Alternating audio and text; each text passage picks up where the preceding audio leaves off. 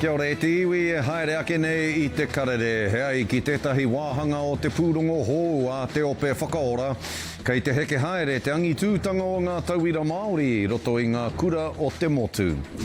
He tuatahi tanga pea, kia rere ngātahi ko te oro o te didgeridoo me te oro o te pūkāia I runga I te marae.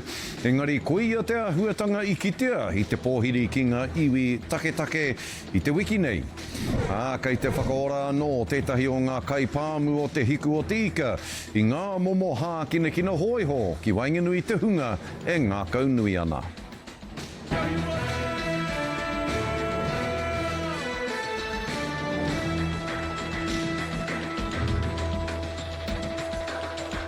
Nō reira, kei ngā pāka rito o te motu, nau mai anō ki te karere I tēnei rā. He tuatahi tanga pea, kia rere ngātahi ko te oro o te didgeridoo me te oro o te pūkāia I runga I te marae. Engari koia te ahuatanga I kitea I te pōhiri ki ngā iwi take I te wiki nei. He hui ngā ahurea tēnei I Wainganui ngā rangatahi Māori me ngā rangatahi iwi take nā ngā kaiarahi iwi take kei roto I te NRL e mahi ana tēnei huinga I kōkiri. Te tangi mai o te pūtātara me te didgeridoo. Playing it on the marae today was something that incredibly special, that especially when JD said that he hasn't let anyone in 63 years play on the marae, a didgeridoo is something incredible, and I think sharing culture is the most important thing. Pātekau mano tau nui ake I te whakapapa o ngā manuwhiri moia. We use it, and what it does is it wakes up the spirits, the ancestors, the earth. It wakes up the ground that we are sitting on, and it lets our ancestors be here with us as well, and I have my ancestors play through the didgeridoo. E tangi mai ana te hono tangata. He kōrero tahi, he wānanga tahi, he kaitahi, he tiro ki ngā āhuatanga o te hunga rangatahi roto mai te iwi take, o tira tātou te iwi Māori.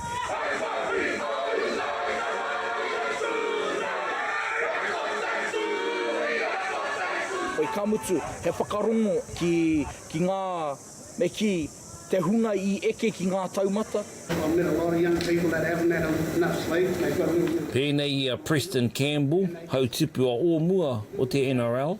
So when we engage in this type of week, it helps us connect back to who we are and our identity. Yes, we are rugby league players, but we are a lot more than that. And without this, because we spend so much time in the game, without this, we don't often get opportunities to be able to engage in that. E waru tau e whakahaere ana te Youth Summit. Koe nei te wā tuarua I tai mai ki Aotearoa. It's about tomorrow's leaders, future leaders, and it's actually exchange of cultures. You know, we've got 40 rangatai, and we've got 20 Indigenous and 20 Māori. And we've got some powerful speakers with Hana Rafiti Maipi Clark, Preston Campbell, Dean Withers, the tribe. Ko ngā whetū o te apopo, Pōtaka Maipi, te karere. Ko ngā rā hā kina hoiho I te hiku o te ika e tahi o ngā hui tino nui o te takiwā I ngā wā Ōmua. Whā te kautau I muri mai kei te whakaora anō tētahi o ngā kaipāmu o te rohe Robbie Everett I ngā momo hā kina hoiho ki Wainganui te hunga e ngā kaunui ana. Kei a Harata Brown, ngā whakamārama. This is called the rescue race. Hake pai te hoiho. And then they'll run their horses down there and pick up their man or their partner on their barrel and then bring it back up to here. Hei whakarauora I ngā mahi hā kina hoiho, kaupoi, no roto mai o muri whenua, te hiku o te ika. Reira, ko te plainga, he ake ngā taitamariki o tātou nei whānau, kia kake hoiho, ngā kaupoi, nā reira ai, he rā tino pai tēnei mo mātou. Hoki ngā mahara, way back. In the day, our horse was our main resource, our main transport way back in the day. I think when I was a kid, everyone knew how to ride a horse. Because on our farms, they had no quads, had no bikes, so a horse was the main transport of getting around. For Georgie and Robbie, in the past, this is what they used to do, and now they're bringing it back to us and sharing it with the next generations, I suppose. Koe nei te whenua tuku iho te whānau Everett, no te Aupauri, kei te kao.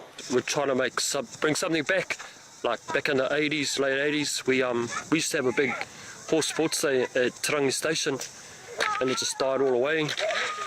And to get all these young ones back on a horse is awesome. You know, we got all ages here, the next generation, and even the little wee ones. It's cool. Kia rapata hea te pai o tēnei rā. Ko te mahi ngā rehi me te hoiho. E ako tonu anau ki te eke hoiho. Ko e te ingoa tō hoiho? Ko Journey. Me te hiehia nui o te kai whakahaere, kia whakau I ngā kēmu hoiho ki roto ki tēnā whakatupuranga. You know, we've got all sorts happening today, and then this will end up being an annual thing. I've got young boys that in their 30s, they're keen to carry it on. They're here today, and I know they'll carry it on.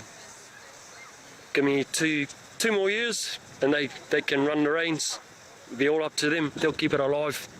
To see that kids have been brought up in a different culture in different ways, and a lot of that horse stuff had sort of disappeared and died, and it's good to see like people like Robert and them trying to revive the horse riding around our young ones. Tuhunga koe mo e nei mahi? Ka āhua, engari tino paitoku hoiho, ko Remy tōna ingoa, and ko ia te mea nui o te rānei. Hei whakakaha ke I te hononga o te tangata ki te taiao, matuara te mahi ngātahi o te tangata me te hoiho. Harata Brown, tikariri. Ki te ao mātauranga, hea ki tētahi wāhanga o te pūrongo hōu a te ope whakaora, kei te heke haere te angitūtanga o ngā tauira Māori I roto I ngā kura o te motu. Engari, ko te kura kōhine o Kahurangi I Tāmaki Makaurau tētahi, kei reira nei ngā tauira Māori eke panuku tonu ana I roto I ngā whakamātautau NCEA. I tērā tau I ngā whakamātautau NCEA nei, I runga no atu ngā tauira o Kahurangi I ngā māka toharite o te motu. Ko ngā tauira Māori etahi e arahi ana I te angitūtanga o te kura. Nā reira, ka puta atu tā tātou kai kawe kōrero a mārena mane ki te kura I te rānei, ki te ranga hauake I te pātai. Nā te aha, e angitū rawa atu nei, ngā tauira Māori o Kahurangi. I ko nei nā ka kitea tuatahitia e nei kohine ka tahi ko ngā mahi whakaako, ana ko I nei tonu te whakautu o te angitu. When you go out in the real world, it's very much, it's the white man's world, and you know, you have to be strong, you have to fight through the challenges that you might face in everyday, you know, jobs and stuff like that. The school is actually really helpful. I'm a part of the Māori unit at Kahurangi, and in there it's like really supportive and helps you to be like unapologetically Māori. And yeah, the school's really good at like helping you be who you are in your culture. Certain groups of girls, so our Māori and Pacific girls were not achieving at the same level that other cohorts, other groups were achieving. And so it was saying, actually, that's not okay. We're underserving a group of our girls that arrive at Auckland Girls because their parents have chosen Auckland Girls. Aha koa ngā taunakitanga e ki ana, e pāheke ana ngā tauira Māori me ngā tauira Pasifika, I konei I tēnei o ngā kura, kei runga no atu, a Māori. E whakaatu ana ngā hua I ngā whakatutukitanga NCEA mai e nei ākonga o Kahurangi. Ana ka whakatauritea ki ngā toharite āmotu e tohu ana I te tawhiti ōmua o ana ākonga I te motu whānui. It's hard to put into words. All I can say is my cup runneth over. It is incredible. But it is not one person or one group. It is a collective. It is whānau. It is the staff. It is the students. It is everyone working together for that outcome that we're all working towards. E ai ki te tumaki Māori kia ngaire Ashmore ka aro turikitia I a ākonga ka tau tokona, ka wakahihikotia, ka ore tētahi e mahu e ki muri. So our deans became the leaders of achievement in their cohort. And so that looked quite different. They had to know every student. They had to understand what the challenges they brought to the school, what their needs were, so that we could then, as they worked through the school, we could really address where they were at. Ina ora te ahurea I roto I te akomanga ka tere whai mai, ko te maia. I think that before NCEA started, the School C, it wasn't really created to help Pacifica and Māori people. It was like made in a way that the white people knew. I want to be a nurse because I want to follow in the footsteps of my auntie. She's also a big inspiration to me. You know, she showed me that even at, you know, after high school, she didn't really do uni, but she showed me that you can still do it even if you are, you know, older. She's going to see this and she's going to be like, older. But yeah. Manga hono ngā kaha ki te whānau me te manaki whānui e noho ai te angi tū hei tiganga, kaua, hei mea mo tūhake noiho, māre na mane, te karere. Ka te kare mā kia mautonu mai, hei muri ake I ngā whakatairanga kārongo kōrero tātou I te kaiarahi takirua I te pāti Māori I a Rāwiri o Waititi. Koia ka hono matawā mai kia tātou o te karere a ko ake nei.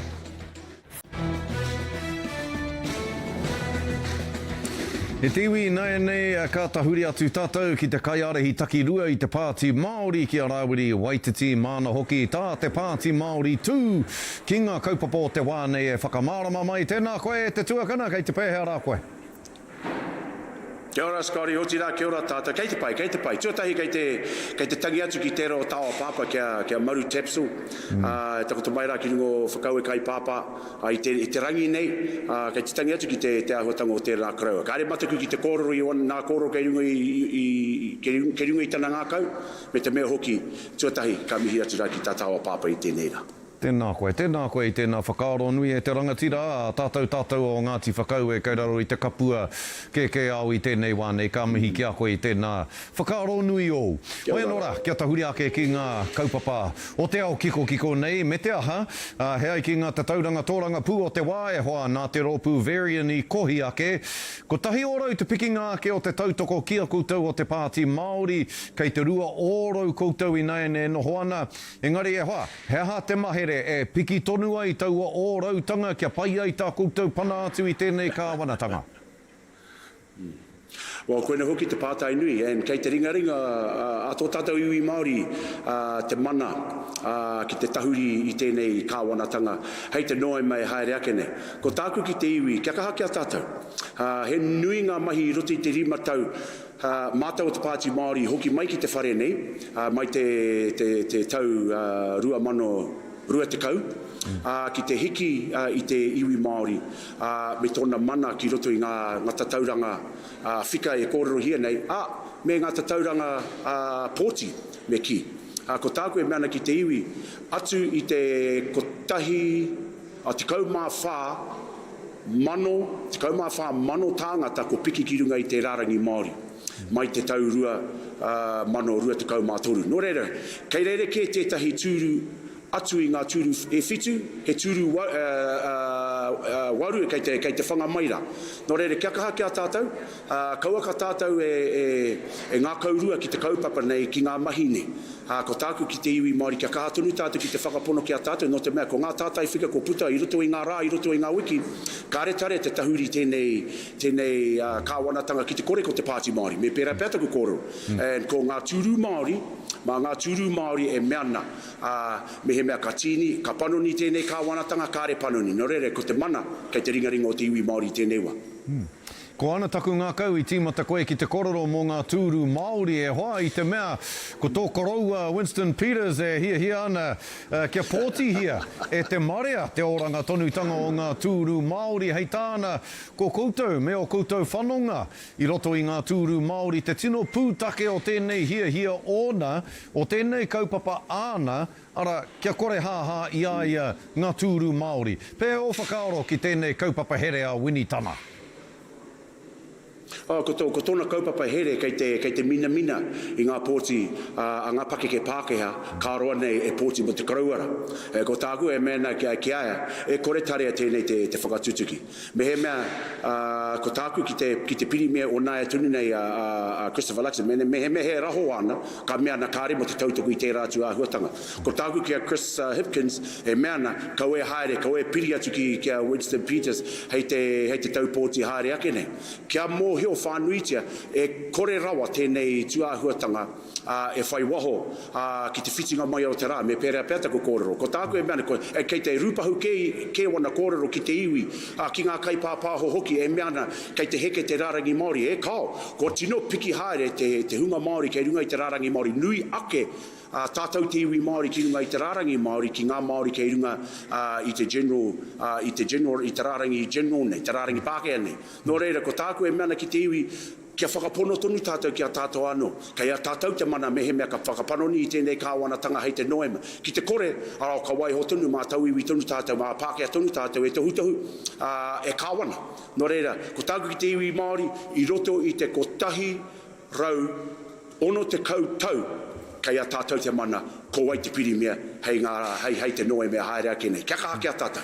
Ewa, kei pōhe te marea e mātakitaki ana i a tāu i tēnei wānei, ko tahi ana ke te pūkenga o te Rāwiri Waititi nei ana, ko te pūkenga o te Tōranga Pū, e kao engari mo tēnā, toki anō hoki koe ki te haka, me te tito waiata, tito mō tito ahara nei, hei kawe ake mā te kapa haka o te taumato Apanui, no reira, mohiona tāua, kei muri te kokona te whakataetai kapa haka ārohe o mā tātua, tēnā e pēhe ana te haere, o ngā mahi a te taumato Apanui tēnei wā. Eta, kei te pai haere te mahi a te taumata Apanui, ki taku mōheo, kei te pai haere ngā mahi katoa, ngā kapahaka putanua i a mā tātua, e whakariterite nei mo ngā whakataitai, he whakataitai anō, te whakataitai te haere. Ko tāku e meana ki ngā rōpū o mā tātua, kia kaha kia tātou ki te kawe, i ngā kōrero, a te waka, ki roto i ngā whakataitai nei. Me te mea hoki a te taumata Apanui, e toru wiki mātau i prakatihi ki taupo. Nā runga i ngā mahi whakaruke a tāwhiri mātea ki ngā rori o te tai rāwhiti i whakarotia mātau ki aroha anu hoki ki ngā mema, ki ngā kaihaka o te tai rāwhiti, ki ngā ware ake tā rātau kuhu ki roto i ngā prakati i whakatungia o mātau prakatihi ki roto ki Waipahihi marae ki roto o taupo, anu hoki kia nukuhau, nō reira kei te mihi atu rā, kia tūwhare toa, he iwi anō tērā mō mātou tūwhare toa, e haere ake nei, ko rātau e kaha nei ki te tautoko i a mātou tāngata noho ana ki te pōharu. Nō reira, ko tāku e meana kia mā tātua, kia kaha kia tātou ki te hiki, te mano me te mauri o te waka, me te mihi atu anō hoki kia kahungunu, ka tai anō tō rātau rohe ko kamutu, me te mea hoki ka mihi atu anō hoki ki ngā rohe kei te haere tonu, kia whakaatu ki te ao, te mana kei a tāua te iwi Māori. Whiua ki te ao, whiua ki te rangi, whiua ki ngā iwi katoa. Ka mautawe he hoa. E wā kei te whai koutou, ia koutou tikanga i takoto nei, ia koutou i mui te matatini i tērā tau, ara ono noi hopea. Ngā wā praketihi a te taumata Apanui, ka tai koutou ki te muro o te ahi, te matatini. Ka whai anō koutou i era momo tikanga i tēnei wā o te whakataitai arohe o mā tātua? I kaika mātou i te rātu kapahaka mō mā tātua i rua tauko ki muri, e whānoho o mātou prakati. I kaika ke mātou ki te tū kia ono ngā prakatihi i tēnei wā, engari nā te pōharu me ngā mahi whakaruke a tāwhiri mātea i heke ki te rima. Nō reire i tēnei wā, e rima ngā prakatihi ko oti nei i a mātou, me te mea hoki, he paike ki ngā tangata pēnei no i ao. No te mea kāre tare te toru marama, te whā marama, ki te kuhukiro te ngā mahi nei, pai no ki ao, kia iti no ngā prakati engari, kia koi te hine ngaro, e ko te mate ke, ki te pake ke haere te tangata, he mea no te koi o te hine ngaro, kei te kāre taku hine ngaro e koi ana i ngā tamariki kei roto i tō mātou rōpū, pera no ki oku tamariki ake, kei te tuau ki te taho oku tamariki, me oku ira mutu me ngā moko puna hoki. Kei te tino te tuki a koe, tō tūranga hei pāpā ki o tamariki e hoa nā te mea. Hea te mea nui kia ata whakatupuria e tātou a tātou tamariki kia pai ake rātou i a tātou. E mihi ana kia koe, taku tuakana rāwiri, tēnā koe rawe te whakarongo kia koe i tēnei rā. Kia ora e hoa. Kia ora rā e hoa, kia ora tātou. Hoi anora e tiwi hei muri ake i te tāanga manawa ko ngā huarere o te wā tēnā kia mau tonu mai kia te karere.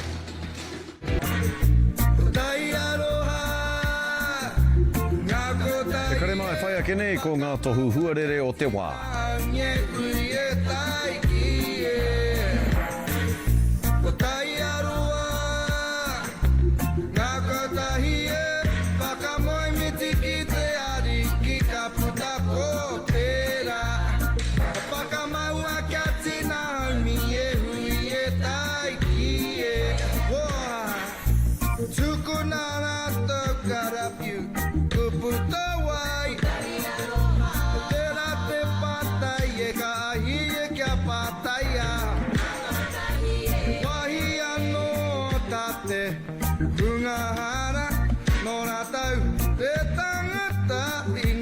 Noa e toko I tona whakapono o tai aroa Ngā kotahi e whakamoe miti ki te ari ki ka puta ko pera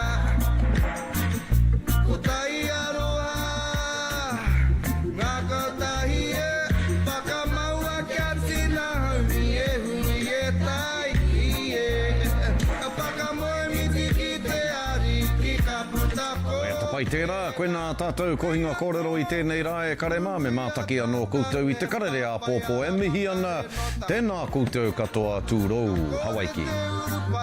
Kia tai mai an te tama